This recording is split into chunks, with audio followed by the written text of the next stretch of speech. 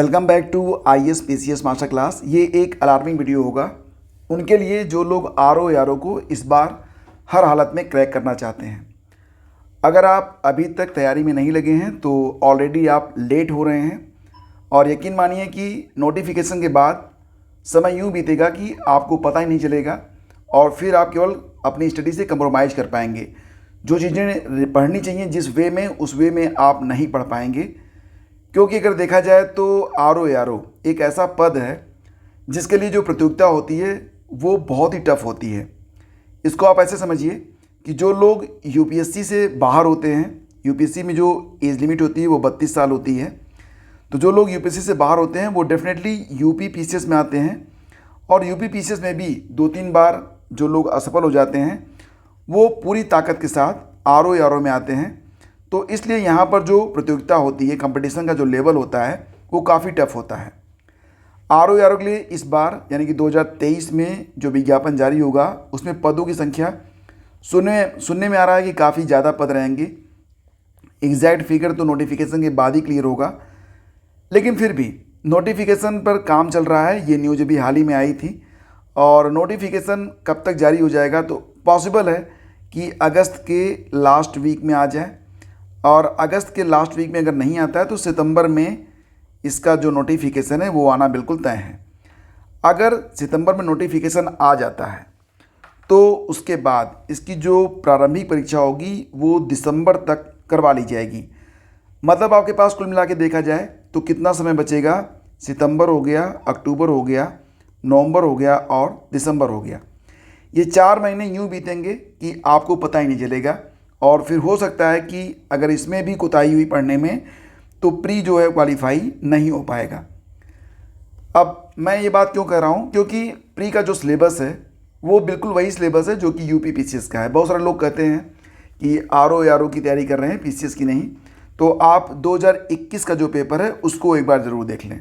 आपको बिल्कुल पता चल जाएगा कि RO और जो लेवल है UP PCS का उसमें ज़्यादा अंतर आपको देखने को नहीं मिलेगा। अब 2023 की बात हो रही है तो डेफिनेटली प्रतियोगिता बढ़ रही है, तो पेपर एक टफ पेपर के लिए आपको प्रिपरेशन करनी पड़ेगी। आप ये बिल्कुल मान के नहीं चल सकते हैं कि पेपर जो होगा वो हल्का रहेगा और आप क्वालिफाई कर जाएंगे। आप ये समझिए कि आप भारत के जो सबसे बेस्ट स्टूडेंट हैं, आपकी जो प्रतियोगिता है उनसे होनी है, तो उस लेवल की तैयारी आपको करनी पड़ेगी। अब लेट मी शो यू कि जो प्री के लिए सिलेबस होगा वो क्या हो सकता है, तो वो मैं आपको दिखाता। अभी हाल ही में 2021 की कट ऑफ भी आई थी समीक्षा अधिकारी, सहायक समीक्षा अधिकारी की, तो ये कट ऑफ भी एक बार आप देख लीजिए। आपको बताना चाहेंगे कि जो प्री की परीक्षा होती है वो कुल 200 अंकों पर होती है और जो मेंस की परीक्षा होती है वो 400 अंकों पर होती है और फाइनल जो कट ऑफ बनती है वो 400 अंकों पर बनती है। यानी कि प्री केवल स्क्रीनिंग है, जो मेन कट ऑफ बनेगी वो 400 अंकों पर मेंस के आधार पर बनती है। मेंस में आपको बता दें तो कुल मिला के जो GS है और हिंदी है, बस यही 2 चीज़ें हैं जिस पर पूरा मेंस आपका टिका हुआ है। बेसिकली इसमें हिंदी की इम्पोर्टेंस ज़्यादा है, प्री में भी और मेंस में भी। प्री और मेंस का जो सिलेबस है ऑलरेडी मैं कई बार डिस्कस कर चुका हूँ, वो आप देख लीजिएगा, लिंक मैं वीडियो के डिस्क्रिप्शन में डाल दूंगा। यहाँ पर अगर आप देखेंगे तो कितने अंकों पर लोगों का सिलेक्शन हुआ है। सचिवालय सबसे अच्छी जगह मानी जाती है, लखनऊ में एक अस्थाई जॉब मिलती है आपको और कम से कम मतलब कि वीकेंड में 2 दिन की छुट्टी आपको मिल जाती है और बार बार ना तो आपको कहीं पर ट्रांसफ़र झेलना है। सचिवालय में हैं तो पावर फैक्टर भी आपके साथ होता है। साथ ही साथ ये भी है कि एक शानदार सैलरी मिलती है। पहली सैलरी आपकी लगभग 60,000 के आसपास रहेगी। 3 BHK का घर मिल जाता है आपको। 272 ये कट ऑफ गई थी इस बार, जनरल की कट ऑफ 272 है, मिनिमम 258 है। तो ये देखिए, लेकिन सबसे ज़्यादा जो कट ऑफ गई है वो समीक्षा अधिकारी हिंदी की गई थी। इसमें 400 में 308 अंक जनरल के थे, OBC के लिए भी 300 गई थी इसकी कट ऑफ। इसके बाद देखेंगे समीक्षा अधिकारी उर्दू की जो कट ऑफ है ये भी कम नहीं है, 309 है और बाकी आप यहाँ पर देख सकते हैं।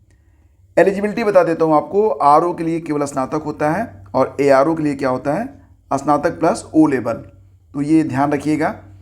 बाकी कट ऑफ अगर देखें और इसको अगर आप जनरलाइज करेंगे तो 400 में से कितने अंक आपको ले आने हैं। आपका जो टारगेट है 400 में वो कम से कम 350 का होना चाहिए। अब मैं 350 क्यों कह रहा हूँ, 350 तो बहुत ज़्यादा आपको लग रहा होगा कि 400 में 350 कोई ला नहीं पाएगा। बिल्कुल नहीं ला पाओगे, क्योंकि हमेशा होता यही है ना कि जितना टारगेट आप रखोगे उसमें से 20% लेस ही आपको जो है यहाँ पर प्राप्त होगा। तो अगर आप यहाँ पर 350 का टारगेट रखते हैं तो आप इसमें से 350 में से 20% को आप लेस कर लो, जो कि लगभग 70 नंबर होगा। और इस आधार पर अगर आप देखेंगे तो कुल मिला के जो अंक आपको प्राप्त हो रहे हैं वो कितने प्राप्त हो रहे हैं, मतलब लगभग आपको जो है 270 के आसपास अंक यहाँ पर ले आने हैं। और ये अंक सफिशिएंट है, मतलब अगर इतने अंक आप ले आ रहे हैं तो आपका चयन हो जाएगा। आप यहाँ पर देख सकते हैं सचिवालय में अगर आप जाना चाहते हैं तो 272 और 258 पर भी सिलेक्शन यहाँ पर हुआ है। तो एक सेफ स्कोर आपका हो सकता है 272 280 के बीच में, तो ये ध्यान रखना आप। इसके बाद अगर हम बात करें तो जो आपका सिलेबस है वो काफ़ी बृहद है, ठीक है। नोटिफिकेशन के बाद समय आपका यूँ बीतेगा कि आपको पता नहीं चलेगा। नोटिफिकेशन जैसे ही आता है, मान लेते हैं कि सितंबर में आ जाता है नोटिफिकेशन और दिसंबर में आपकी परीक्षा होती है, 4 महीने में आपको पूरी की पूरी प्रिपरेशन करनी है। तो अगर आप प्रिपरेशन नोटिफिकेशन के बाद या एग्ज़ाम डेट आने के बाद करते हैं तो बहुत लेट हो जाओगे, तब तो प्री का निकलना भाई मुश्किल है। मैं बस ये बताना चाहता हूँ कि आपको अपनी स्टडी को स्टार्ट कर लेना चाहिए। कैसे स्टार्ट करें, हाउ टू स्टार्ट? तो सबसे पहले तो जो आरओ और एआरओ की तैयारी कर रहे हैं वो पहला काम यही करें कि सिलेबस का प्रिंट आउट ले लें। ये सबसे इम्पॉर्टेंट है कि सिलेबस का प्रिंट आउट लेकर उसको अपने सामने चिपका लें। अब कहेंगे कि ठीक है प्रिंट आउट मैं पीडीएफ ले लूँगा, कोई बात नहीं, उसको सामने रखो, क्योंकि कहते हैं ना नज़र से दूर तो दिल से दूर, तो दिल से दूर नहीं करना है, आरओ एआरओ को दिल में बसा के चलो। दूसरी बात, सबसे पहले जो घटना चक्र है, घटना चक्र वो भी मैं आपको सबसे पहले सजेस्ट करूँगा कि आप 3 घटना चक्र ले आओ, एक हिस्ट्री वाली, एक पॉलिटी वाली और एक जियोग्राफी वाली। ये 3 घटना चक्र जो है सबसे पहले पढ़ना स्टार्ट करो, ठीक है। ये 3 चीज़ें सबसे ज़रूरी हैं। साथ ही साथ एनसीईआरटी के लिए अगर बात करें तो एनसीईआरटी की जो बुक्स होती हैं उसमें मैं कुछ चीज़ों की लिस्ट आपको डिस्क्रिप्शन में डाल दूंगा, तो वो चीज़ें आप एक बार पढ़ लो। नोट्स नहीं बनाना है, एक बार पढ़ लो और अगर कुछ हाईलाइट करना है तो कर लेना, नोट्स बनाने की ज़रूरत नहीं है। 1-2 हफ्ते में ये सारी एनसीईआरटी कंप्लीट हो जाएगी। वैसे बेसिकली आपको सिलेक्टेड एनसीईआरटी ही पढ़नी है, जैसे कि क्लास 11, 12 और 9, 10 की कुछ एनसीईआरटीज हैं वो मैं आपको बता दूंगा, और ये ओल्ड एनसीईआरटी ही है, ठीक है। बाकी बुक्स और बाकी चीज़ों पर डिस्कशन मैं ऑलरेडी कई बार कर चुका हूँ। बिकॉज ऑफ ये एक स्ट्रेटजी वीडियो नहीं है, ये एक अलार्मिंग वीडियो है। मैं आपको ये बताना चाहता हूँ कि आपके पास समय नहीं बचा है। जो सीरियस एस्पिरेंट हैं वो तैयारी में लग जाएं, और जिन्होंने अभी तक हमारे साथ इस चैनल को अभी तक फॉलो नहीं किया है वो ज़रूर कर लें, क्योंकि ये चैनल आपकी डेफिनेटली बहुत ज़्यादा हेल्प करने वाला है for every exam, not for only RO ARO. ये आपको जो भी परीक्षाएं होती हैं जिसमें जीएस आता है उसके लिए ये एक इम्पॉर्टेंट चैनल है, तो सब्सक्राइब कर लेना। बाकी डिटेल्स वगैरह मैं आपको टेलीग्राम चैनल पर देता रहता हूँ, टेलीग्राम चैनल को ज्वाइन कर लेना। मिलते हैं आपसे अगले वीडियो में। कोई डाउट है तो नीचे कमेंट कर देना। Thank you so much.